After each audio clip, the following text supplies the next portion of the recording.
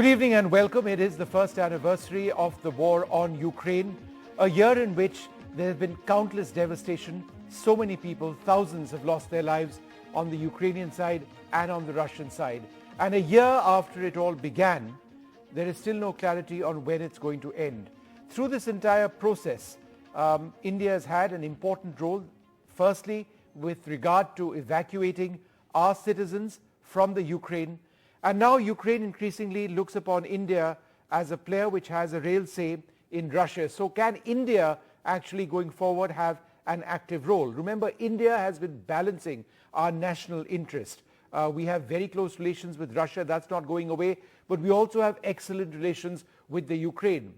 And so in as much as we continue to import Russian oil, we are critical now more than ever before of Russian attacks on infrastructure in Ukraine. So it is a diplomatic tightrope, but one that India appears to be playing quite successfully. Joining us now, Dr. Amitabh Mattu, and we are also joined by Dr. V.B. Soni, who has been a former ambassador of India to Ukraine. Dr. Mattu, let me come to you first. And, it is a diplomatic tightrope, but India continues to abstain as far as voting in resolutions against Russia. And the bottom line that India is saying is that these resolutions do not achieve anything. Why? Because both parties need to be a part of the solution. And the resolutions essentially don't do that. They target Russia in a sense. Do you believe India has a realistic goal at achieving something, between Ukraine and Russia? Vishnu, all wars are bad, and this war in particular has caused terrible destruction, as you pointed out. However, India is trying to find the space and has the leverage to be able to actually intervene in a way which is much more than just condemnatory. It's easy to condemn, be part of UN resolutions, but there is, as you pointed out, a historical relationship with Russia, even while we maintain good relations with Ukraine, and indeed with the United States of America, which is championing Ukraine's war vis-a-vis Russia. So given all this, given that we have stakes going back into history, going back into geopolitics, going back to present economic relations, I think it's only fair to recognize that India's utility, and the West should recognize that, India's utility has increased.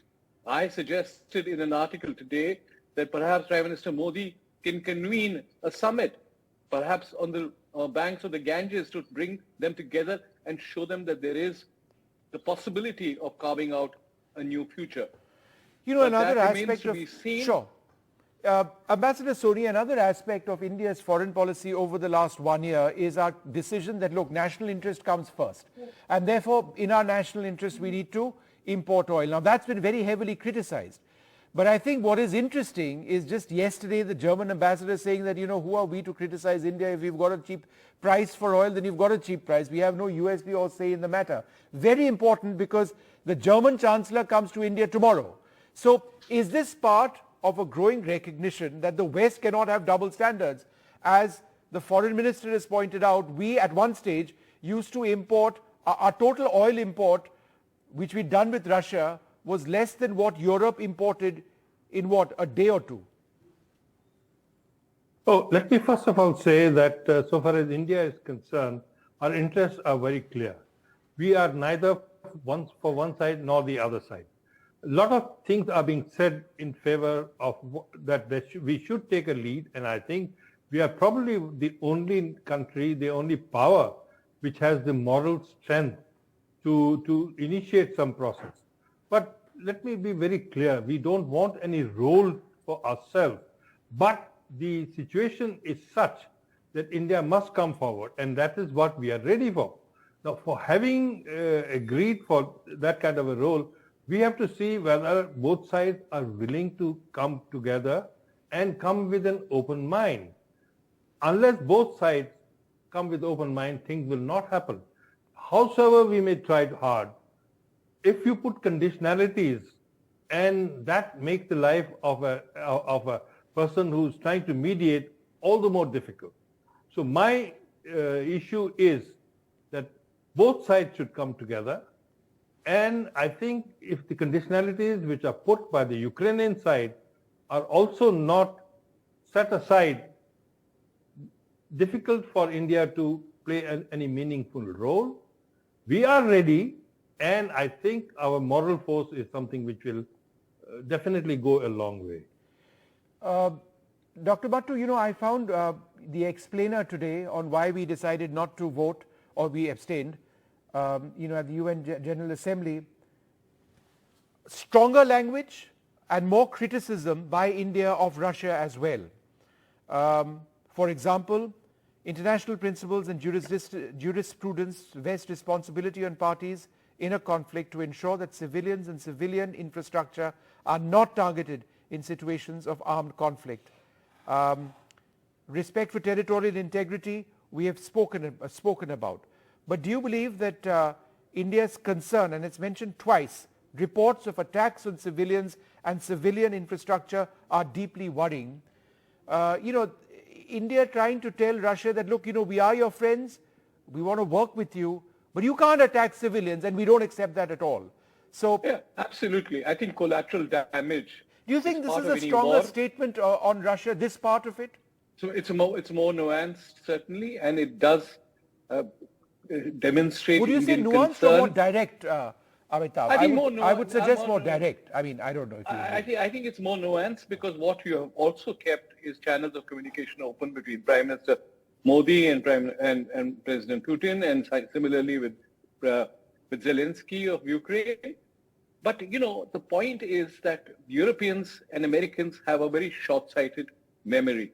They forget that there's a history to what's been happening within Russia and Ukraine. For years, Germany had occupied Ukraine. And the whole myth being perpetuated that Putin has suddenly become unpopular, there's going to be a pro-Western regime. Today, at least anecdotal wisdom from Russia suggests that Putin is being compared to Peter the Great, who first annexed Ukraine.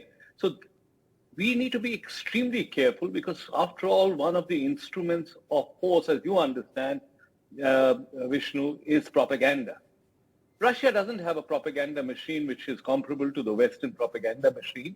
So I think to pass judgment early enough, like the judgment that was passed, that the war will end within weeks, there will be a regime change in Russia, and that we will see a sudden uprising of the pro-Western forces, nothing happened.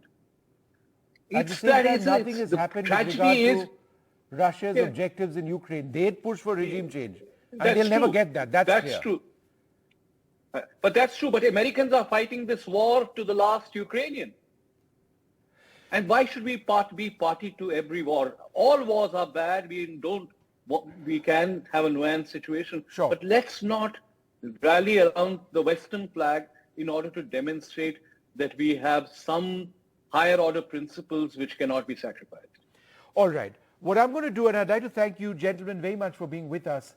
I've spent a considerable amount of time in the war zone, and over the last 1 year we've tracked in NDTV the entire situation very, very closely. This is an account from the moment it started to right now, the situation in Ukraine, countless suffering, and unfortunately no end to the war.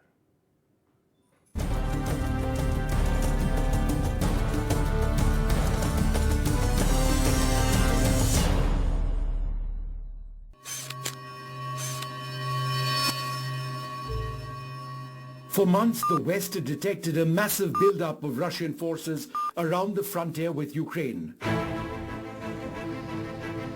Hundreds of thousands of soldiers, hundreds of tanks, armored personnel carriers, and artillery.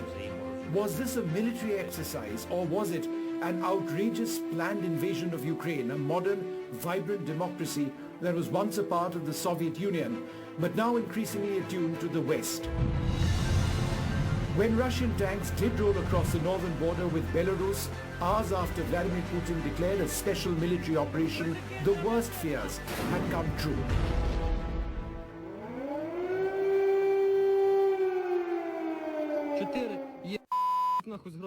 This was no military exercise. It was an invasion, and the goal was clear: regime change.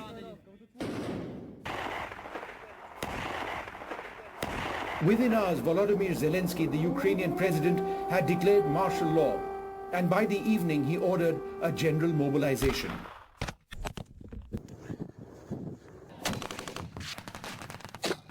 The fighting was fierce both in the north and the east, with town after town collapsing in the face of the Russian onslaught. It seemed just days before Kiev, the Ukrainian capital, would collapse.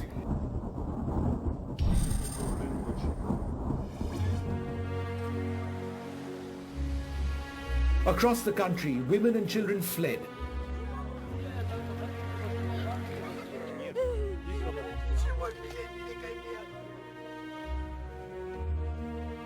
Hundreds of thousands crossed the border into Poland, leaving behind husbands and fathers to fight the war.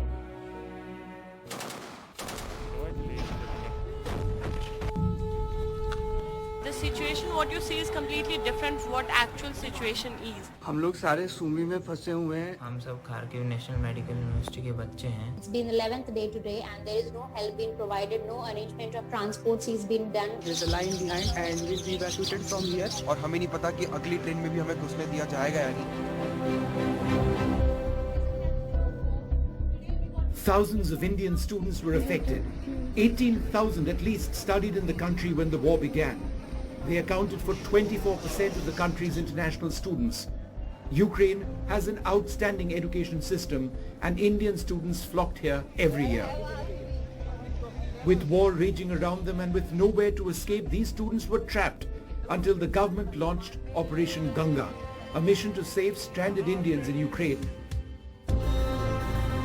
With the Indian Embassy leading rescue attempts, the message was sent out: leave immediately. Struggling to establish humanitarian corridors, and with the help of the Indian Air Force and civilian airlines operating in Poland, the government managed to rescue 16,000 Indians who made the dangerous journey across the border into Poland and elsewhere. They were flown back to India on 76 flights in one of the most critical rescue operations on foreign soil that India ever managed, taking advantage of its outstanding relationship with both the Ukraine and Russia.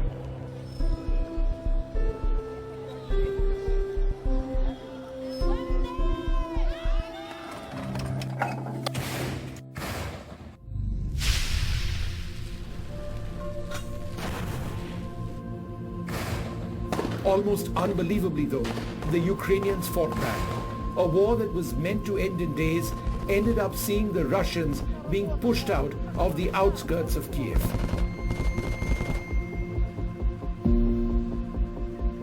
These satellite images were one of the first glimpses of how the bulk of the Russian advance north of the Ukrainian capital lay stranded on the main highway, where they were systematically picked off by Ukrainian fighters. The Ukrainians in this entire area have been using anti-tank guided missiles very, very effectively, and that has proven to be something which was singularly responsible for the Russians being unable to actually penetrate through the Ukrainian defenses in this area.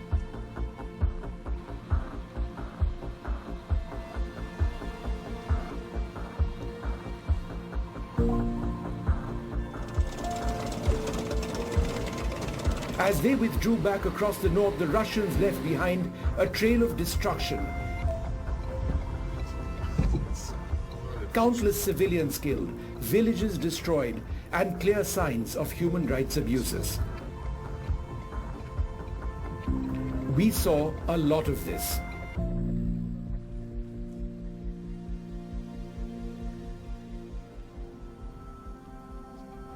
In a church in the town of Bucha, north of Kiev, the bodies of civilians summarily executed by the Russians were removed from a mass grave for international forensic examination of the cause of their death. The grave was first spotted in these satellite images weeks earlier. On the ground, this is what we saw. Bucha is one of the areas which is now accessible, an area which the Russians have actually left. There's another body as I speak which has just been recovered now. It's in a black body bag. It's now going to be placed on that platform that you actually see, and it's going to be moved across to the other side in a while from now. Further north, as we track the route of the Russian retreat, we travel to Chernihiv, where in this graveyard we counted more than 1,000 fresh graves. If you look at the dates which have actually been written, this individual passed away on the 30th of March 2022. Similarly, you just need to go through this. 30th of March 2022, 29th of March 2022, again 29th of March, behind that 30th of March. The point being that this entire area on both sides of where I am, on my right and on my left, these are all recent deaths.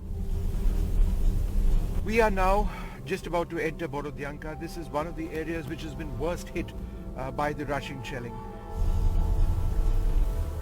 The road to Borodyanka, another town occupied by the Russians, was a challenge. It meant traveling through an area believed to be heavily mined. Just in the middle of nowhere, this building which has been completely obliterated, there's this giant teddy bear of a child. This used to be the home, presumably, of a child. There's a carcass of a cat over here. There's a teddy bear, there's an umbrella, there's a broken cell phone.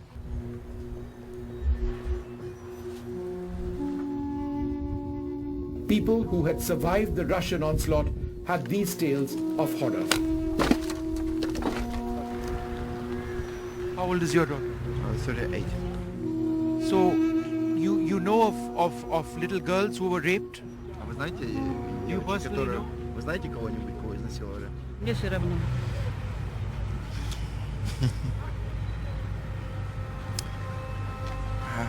It's okay.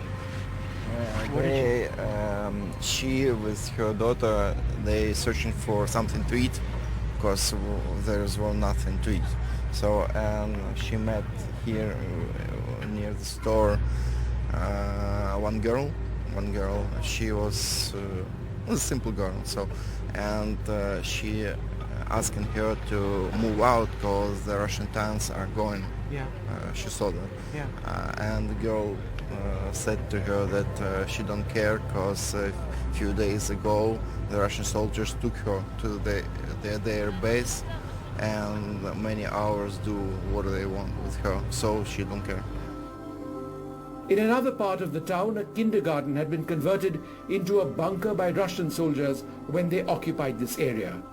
You've got toys in the distance over there, and we're not entering this area because we are worried that there may be landmines over there, but that is an entrance or an exit made by the Russians to actually get in to secure their positions.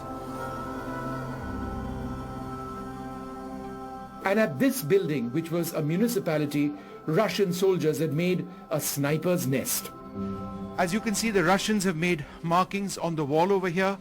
These are the broad distances which they've marked out to their targets. In the distance, 620 meters in one direction, 420 meters to this tower. And you can see the tower over there. So they used to position their guns over here in this area, and they used to shoot at anything in this place. And what Russia always said from day one is that they were not targeting civilian areas. But the question is this: if this is not a civilian area, then what is?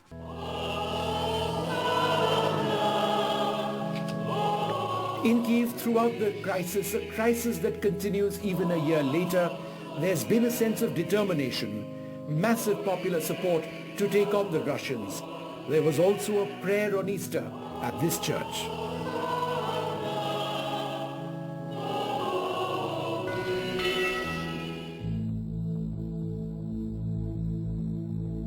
With the Russians withdrawing from areas that they had captured, Ukrainian forces appeared on the ascendancy.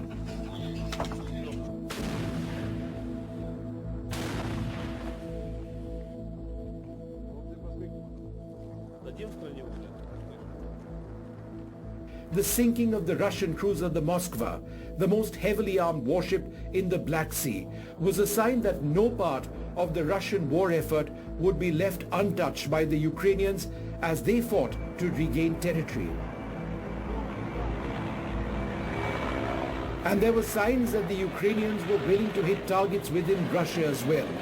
This daring night attack by Ukrainian helicopters on fuel depots in the Russian city of Belgorod was one such example.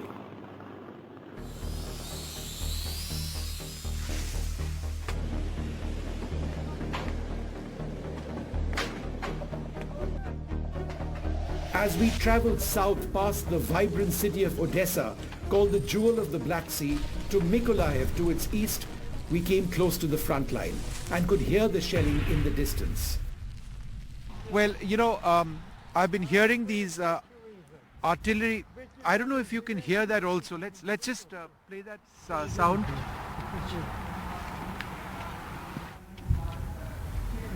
Yeah. There are artillery strikes happening somewhere in this area. We don't know if I don't know if it's a target being struck over here or it's being done by Ukrainian defenders. But this area is now quite active, and I'm going to hand back as we try and assess our situation over here. Little did we know that Mykolaiv was the gateway into the Kherson region. Mykolaiv lies right to the south of Ukraine. This was a building which was attacked at the end of March. 36 people were killed over here. You can see carpets over here, rubble over here, parts of chairs. This was the administrative block, or administrative building of the entire Mykolaiv area.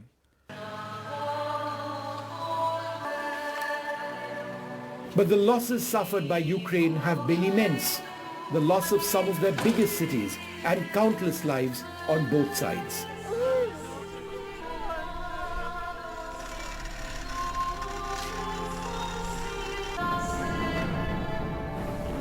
Mariupol, where Ukrainian defenders waged a rearguard defense at the giant Azovstal plant, was one such example.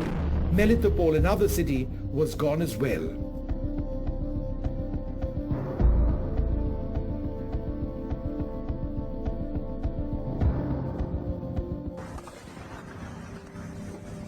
But just as it seemed that Russia would be able to consolidate their hold on areas that they'd captured, a series of stunning reverses that clearly changed perception both within Ukraine and indeed around the world, that the Ukrainians may actually be winning the war. October 2022. In a series of quick offenses in the east, the Ukrainian forces were able to expose thinly strung out Russian defenses.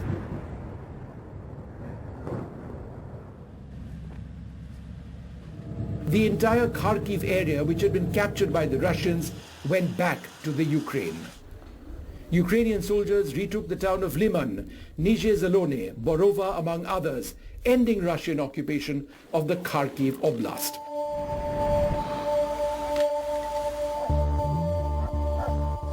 But it was the fall of Kherson in the south which seemed to indicate that the collapse of Russian forces may be imminent. Increasingly vulnerable to Ukrainian thrusts, the Russians withdrew across the Dnipro River, by which time the long, hard, cold Ukrainian winter had set in, and the speed of the Ukrainian offensive fell, and fighting reached a stalemate. Today, it's a war of attrition in the east of Ukraine, with Russia having deployed thousands of new soldiers, often poorly trained, to hold the line. For millions of Ukrainians, the winter of 2022-2023 has been a horror. Fast losing territory that it had gained, Russia retaliated with vengeance on Ukrainian cities, hitting civilian infrastructure, destroying close to 60% of Ukraine's power grid. Today, the tide of war has still not changed overwhelmingly in Ukraine's favor, though it's clear that Vladimir Putin is nowhere close to achieving his original goal, regime change. Chances of that happening appear entirely unlikely, even though the possibility of a renewed counterattack by Russian forces in spring is seen to be likely. On